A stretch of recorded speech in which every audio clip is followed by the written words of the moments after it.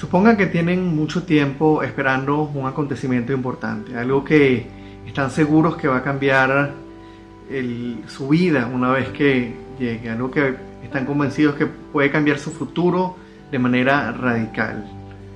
Tal vez una oferta de trabajo, una herencia, una cantidad importante, un pago de una cantidad importante de dinero, una persona importante que están esperando. Imaginen tal vez que es un evento que no solo los afectaría a ustedes, sino que afectaría a la nación entera, a su país entero o a una comunidad grande. El hecho es que están convencidos de que cuando eso ocurra va a cambiar por completo sus vidas, va a cambiar por completo su futuro. Ahora supongan que están en casa y alguien toca la puerta y les anuncia que eso que tanto habían estado esperando ya llegó, que eso que habían estado esperando está a la vuelta de la esquina y los invita a que salgan a la calle a recibirlo. ¿Se quedarían en casa, dejarían pasar la oportunidad o saldrían a la calle a recibirlo?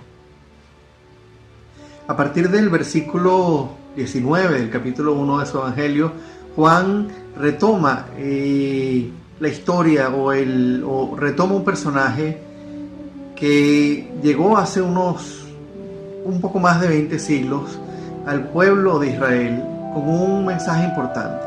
Llegó a anunciar que lo que ellos habían estado esperando por muchísimo tiempo como nación ya había llegado, que lo que ellos habían esperado por tantos siglos ya se había cumplido. A quienes esperaban los israelitas era al Cristo, el Mesías, y este hombre estaba hablando de él. El nombre de aquel mensajero no era otro que Juan el Bautista, y aunque era un hombre muy particular que no encajaba con el común de la gente de su tiempo, fueron muchos los que acudieron a escuchar el mensaje. Juan predicaba el bautismo de arrepentimiento, y aunque para uno pudiera parecer que esta palabra bautismo es algo nuevo, para los judíos era parte del ritual, de uno de los rituales comunes de purificación al que ellos estaban acostumbrados.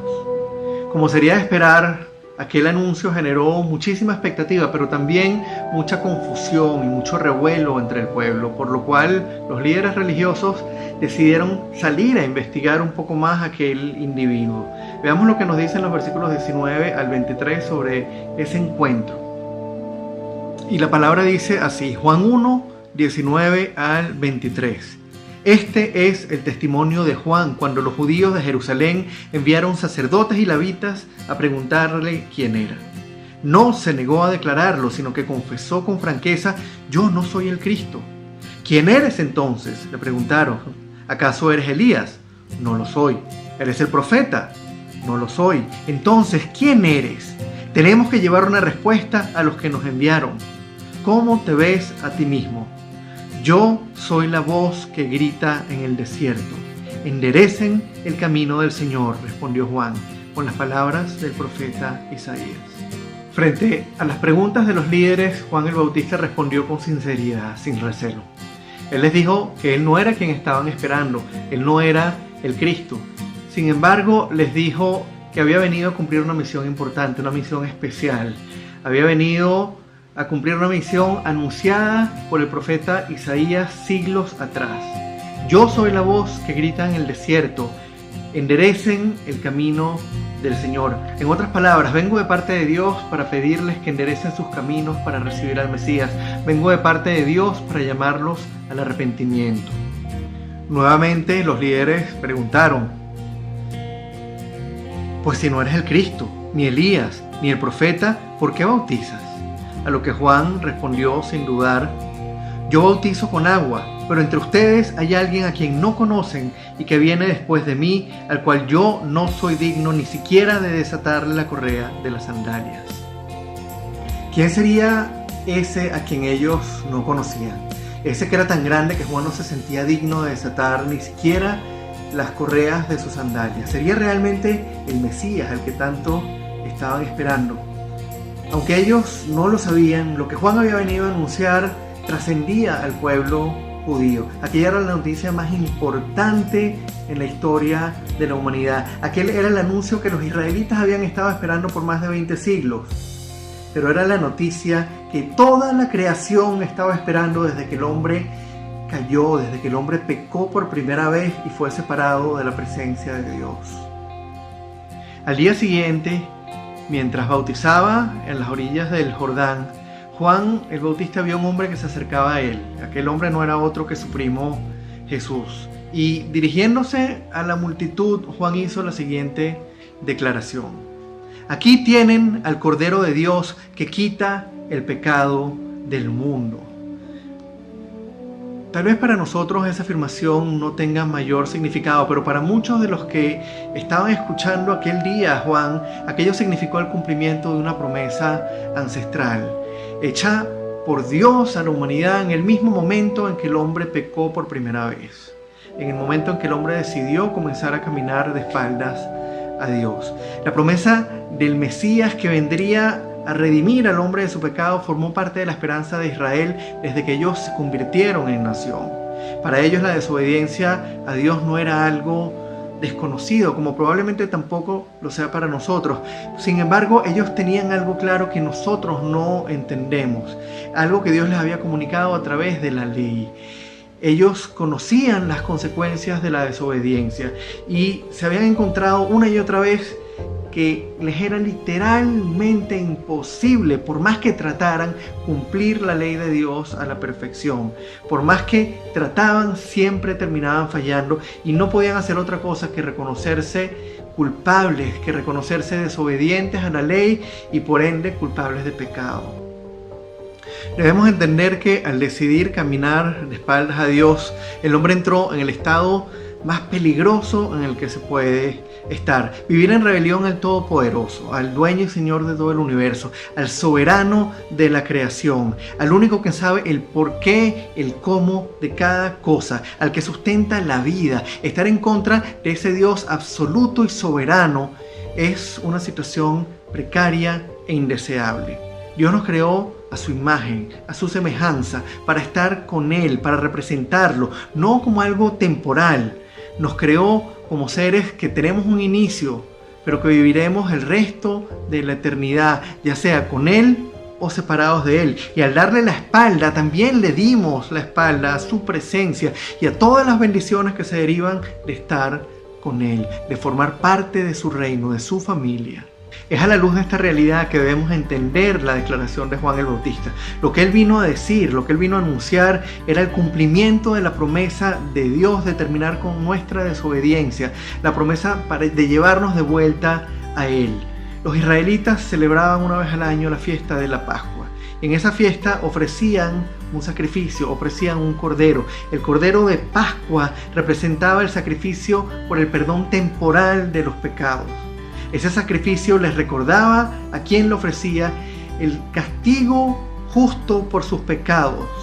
Les recordaba que alguien debía morir, que el pago por el pecado era la muerte y que por gracia de Dios, en lugar de morir ellos, era el animal el que estaba recibiendo el castigo. Año tras año, un nuevo cordero debía morir en lugar de cada pecador. Año tras año, un nuevo sacrificio debía hacerse para que la justicia de Dios fuese satisfecha de manera temporal y el perdón pudiese ser otorgado. Ahora, es evidente que si año tras año tenía que repetirse el sacrificio, un simple cordero no era suficiente para satisfacer la justicia divina. Ese sacrificio provisto por los hombres debía ser renovado una y otra vez. El perdón era solo temporal. Ahora, lo que Juan anunció aquel día fue algo infinitamente superior. Juan habló nada más y nada menos que de la llegada del Cordero de Dios que quita el pecado del mundo. Un sacrificio no provisto por los hombres, un sacrificio provisto por Dios en la figura de su propio Hijo Jesucristo. Un sacrificio definitivo que proveería el perdón de los pecados por toda la eternidad, en contraste con ese perdón temporal que ofrecían los sacrificios provistos por los hombres. Aquel día Juan el Bautista hizo el anuncio más esperado por toda la creación, pero una noticia como esa no es fácil de creer. Muchos tal vez se preguntaban, ¿y cómo es que este hombre sabe todas estas cosas? Adelantándose tal vez a estas preguntas, Juan declaró lo que vemos registrados en los versículos 30 al 34.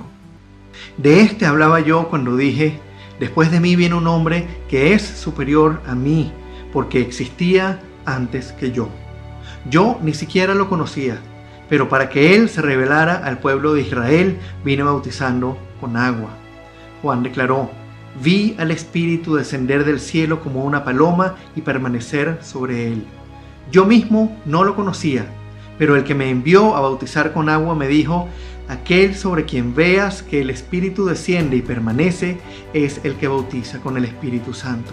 Yo lo he visto y por eso testifico que este es el Hijo de Dios.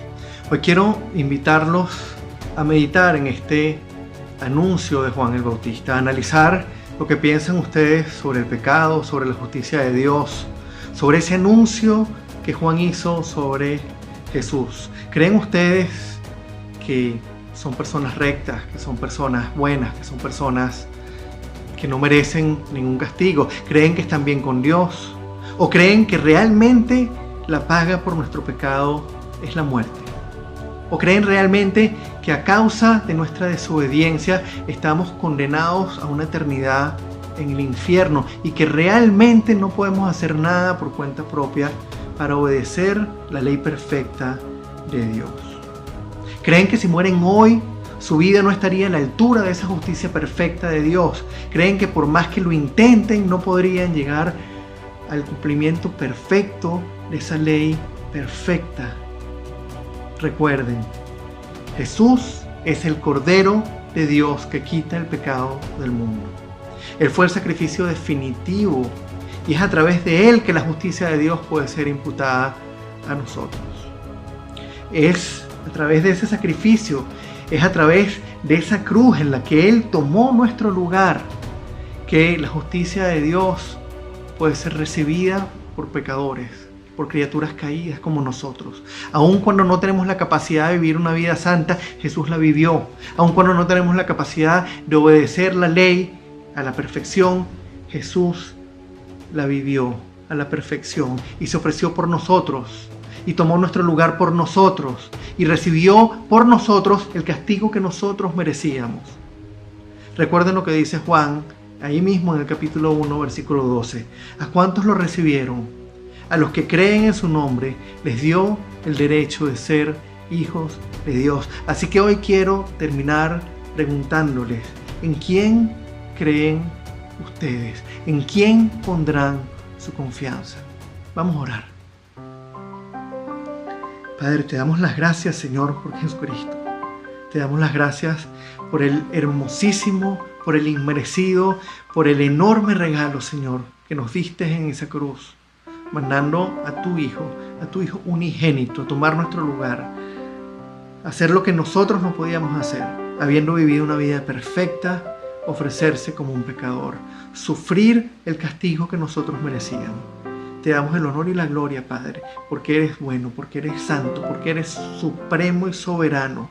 Te pedimos, Padre, que este día, Señor, abras nuestro corazón cada día, nos conduzcas cada día al arrepentimiento. Y si hay personas que en este momento están escuchando esto, Señor, y no te conocen, y tú estás moviendo esos corazones, Padre, si hay personas que en este instante han reconocido que son pecadores, te pido, Padre, que los conduzcas a través de tu Espíritu Santo a reconocer su situación y a confiar en que solo a través de Jesús pueden ser reconciliados contigo, que solo a través de Jesús pueden llegar a esa reconciliación que por cuenta propia no podíamos alcanzar. Te damos el honor y la gloria, te alabamos y te bendecimos, Señor, por tanto amor, por tanta misericordia y por tanta gracia. Bendito seas por todos los siglos, Señor, en el nombre de Cristo. Amén y amén.